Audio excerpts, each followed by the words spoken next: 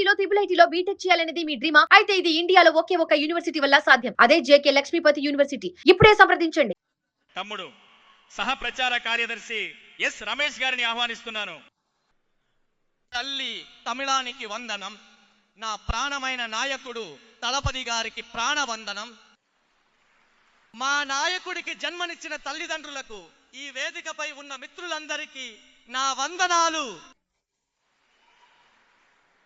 ఒక గొప్ప విప్లవం, ఒక ప్రజా విప్లవం, రాజకీయ విప్లవాన్ని తమిళగ వెట్రి కళగం అనే ఉద్యమం ద్వారా తలపతిగా ముందుండి మన నాయకుడు నడిపిస్తున్నారు. మనమందరం అందులో పయనిస్తున్నాం.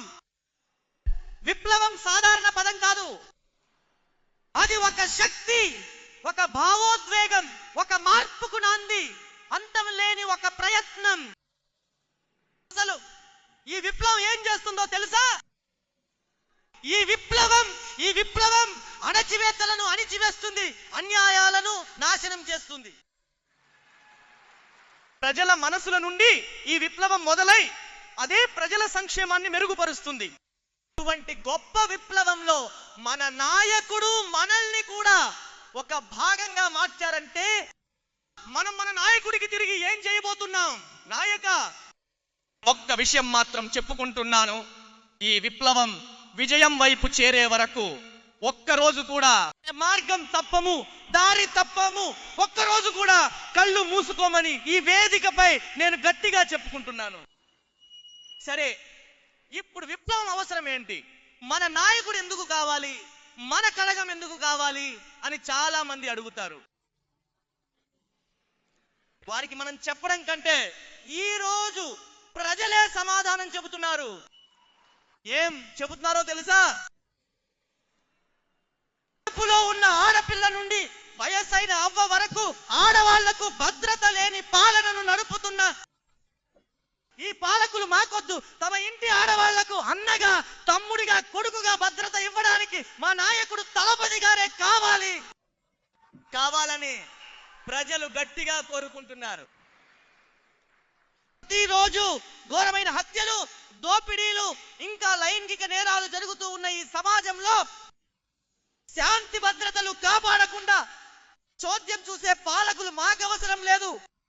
ప్రజలను కంటికి రెప్పలా కాపాడాల్సిన మా నాయకుడే ముఖ్యమంత్రి కావాలని ప్రజలు అంటున్నారు.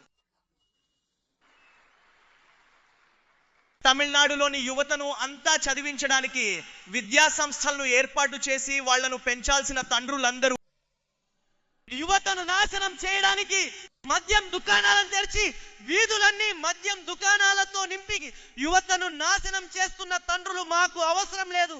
మత్తు పదార్థాలను అదుపు చేయని తండ్రులు మాకు అవసరం లేదు. ప్రతి ఒక్క కుటుంబంలో ఉన్న తల్లుల ఆస్మాక్ అనే యముడి రూపంలో తాళిబొట్లను తెంచేస్తున్న ఈ పాలకులు మాకు అస్సలు అవసరం లేదని, కుటుంబంలో ఒకరిగా, ఆ కుటుంబ పెద్ద కొడుకుగా నిలబడి మమ్మల్ని కాపాడటానికి మా నాయకుడే ముఖ్యమంత్రి కావాలని ప్రజలు కోరుతున్నారు. రాష్ట్రం యొక్క స్వయం ప్రతిపత్తిని అణచివేస్తూ ఒకే దేశం, ఒకే ఎన్నిక, ఒకే పరీక్ష, ఒకే భాష, ఒకే మతం అంటూ భారతదేశపు బహుళత్వాన్ని పూర్తిగా నాశనం చేస్తున్న ఈ ఫాసిస్ట్ పాలకులు మాకు వద్దు. ప్రేమతో కూడిన లౌకిక సామాజిక న్యాయ విధానాలను ముందుకు తీసుకువెళ్లేటటువంటి మా నాయకుడే ముఖ్యమంత్రి కావాలని ప్రజలందరూ కోరుకుంటున్నారు. ప్రజలను ఎలాగోలా విభజించి కుట్రలు చేసి అధికారాన్ని రుచి చూడాలనుకునే ఫాసిస్ట్ పాలకులు కూడా మాకు వద్దు. ప్రజలను ఎలాగోలా దోచుకుని ఒకే ఒక్క కుటుంబం బతకాలనుకునే ఆ పాయస పాలకులు కూడా వద్దు. ప్రేమతో, ఆప్యాయతతో ప్రజలను మనస్ఫూర్తిగా ప్రేమించే నాయకుడే ముఖ్యమంత్రి కావాలని ప్రజలు కోరుకుంటున్నారు.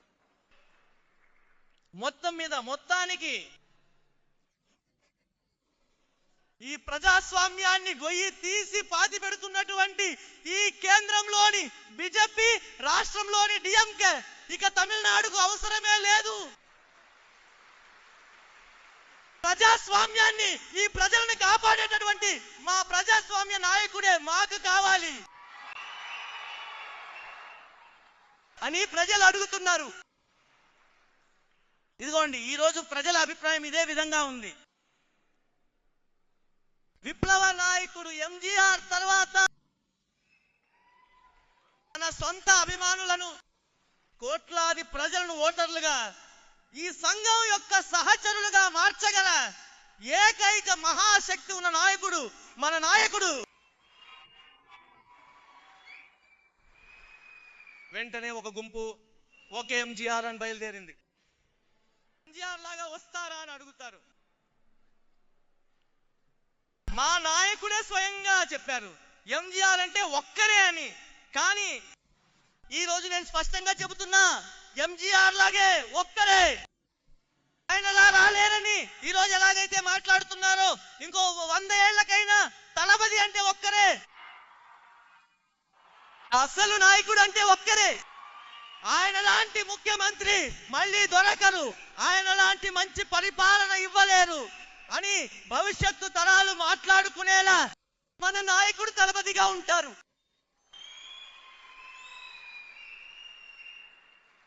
ప్రజలను కలవలేదు, క్షేత్రంలోకి అస్సలు రాలేదు, ఇలాంటి కథలు చెప్పి పిల్లి మొగ్గలేసి గొంతుతో గారడి చేస్తారు. అంతేకాదు ఇంకా గొప్పలు చెప్పుకుంటారు, మేము పారంపర్య పార్టీ అని. 50 ఏళ్ల పార్టీ, తాతల కాలం నాటి పార్టీ, భారతదేశంలోనే గొప్ప రాష్ట్రాలన్నింటినీ పాలించే పార్టీ అని చెప్పుకుంటూ ఊరంతా వేదికలు వేసి మా నాయకుడి గురించి, మా సంఘం గురించి రాత్రిపూట ఇంట్లో ఏడ్పులు పెట్టే ముసలావిడలాగా మీరంతా ఏడుస్తూ ఉన్నారే, దీనికి వేరే సాక్ష్యం కావాలా? మా నాయకుడు క్షేత్రంలోకి వెళ్ళారు, ప్రజల మనసుల్లోకి వెళ్ళి చేరిపోయారు, విజయం వైపు వెళ్ళి చేరిపోయారు. దీనికి ఇదే ఆధారం. ఇంత రాజకీయం మాట్లాడుతున్నాం, ఇంత తీవ్రంగా రాజకీయం మనపై కేంద్రీకృతమైంది. మనల్ని చూసి వీళ్ళు చేసే ఒకే ఒక ఎగతాళి విమర్శ, చిన్న పిల్లలు అని.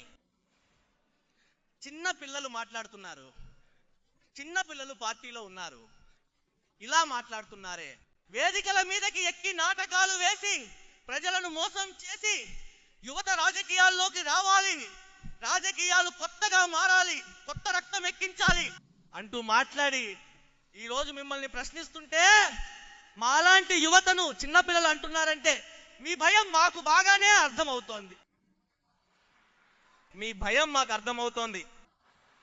కానీ రాసి పెట్టుకోండి, ఈ చిన్న పిల్లలే రాబోయే 2026 ఎన్నికల్లో మీ పాలనకు ఒక ముగింపు రాసి మా నాయకుడి సుపరిపాలనకు ఖచ్చితంగా నాంది పలుకుతాం.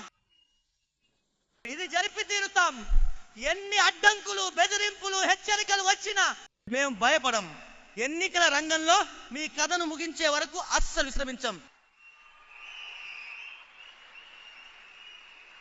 ఇక నా ప్రసంగం ముగింపుగా సంక్షిప్తంగా ఒక్క అయ్యన్ 1 మాటలు మాత్రమే చెప్పి నేను సెలవు తీసుకుంటాను. న్యాయంగా కాపాడే రాజు ప్రజలకు దేవుడితో సమానం. అదే విధంగా న్యాయం తప్పకుండా ప్రజల కోసం తన కర్తవ్యం నిర్వర్తించే పాలకుడు ఖచ్చితంగా దేవుడిగా పూజించబడతాడు. మన నాయకుడు కూడా రాబోయే కాలంలో ప్రజల మనసులలో పూజించబడతారు. 2026లో తమిళగ వెట్రి కళగం పాలన ఏర్పడుతుంది. అప్పుడు మా నాయకుడు ముఖ్యమంత్రి అవుతారు.